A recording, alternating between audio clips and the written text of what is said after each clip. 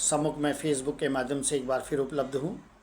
आज का विषय ये है कि अगर किसी व्यक्ति विशेष के पास कोई धन की मात्रा आ जाए तो उसको क्या करना चाहिए, या कोई व्यक्ति विशेष नए नए कार्यों के द्वारा सिद्धता के साथ धन का प्राप्ति करता है तो उसको पहले क्या करना चाहिए।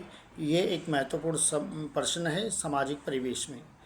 देखिए, अगर कोई सामान्य व्यक्ति के पास अगर कोई धन की मात्रा आती है, उसको सबसे पहले अपने रसोई घर को सुसज्जित करना चाहिए नवीन उपकरणों के साथ। नवीन खाद्य पदार्थों की श्रेणी को उसमें समावेशित करना चाहिए। यानी कहने का मतलब है कि सात्विक भोजन व्यवस्था की तरफ उसको मुड़ना चाहिए। हो सके तो दक्षिण भारतीय भोज्य पदार्थों के सेवन की तरफ थोड़ा सा उसको अग्रसर होना चाहिए।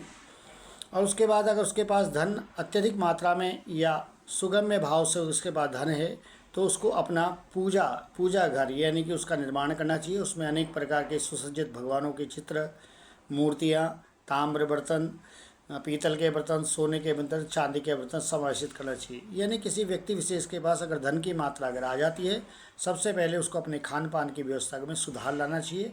उस रसोई को आधुनिक परिवेश में डालना चाहिए और सात्विक भोजन की तरफ, जो कि हेल्दी है, पौष्टिक है, उस तरफ मुड़ना चाहिए। और दूसरा उसका कार्य रहता है कि पूजा घर जो उसका निर्मित है उसको साधारण से लेकर असाधारण रूप से विकसित करना चाहिए और उसमें अनेक प्रकार की देवताओं की मूर्तियों का समायोजन करते हुए गुरु परंपरा में उसको जागृत अवस्था में करना चाहिए। तो ये दो काम जरूर करने चाहिए उसको शुरू में जब धन आता है, क्योंकि जब किसी व्यक्ति विशेष के बाद धन आता है तो वह व्यक्ति अपने जीवन को और भी सिक्योर यानी कि सहज भाव से संवरने में लग जाता है। उस पैसे का उपयोग वह अनेक प्रकार के अन्य चीज़ों में, जैसे आज के आधुनिक समय में जीवन बीमा या आदि या इन चीज़ों में लग जाता है या गाड़ी खरीदने में लग जाता है। पर मेरा मानना है कि शास्त्रोक्त अगर बात देखी जाए तो किसी व्यक्ति विशेष के बाद अगर धन की मात्रा अत्यधिक मात्रा आ जाती है या धन की मात्रा उसके नियोजित कर्मों के हिसाब से अत्यधिक मात्रा में आए, उससे पहले अपने भोजन व्यवस्था के लिए रसोई घर का सात्विक भोजन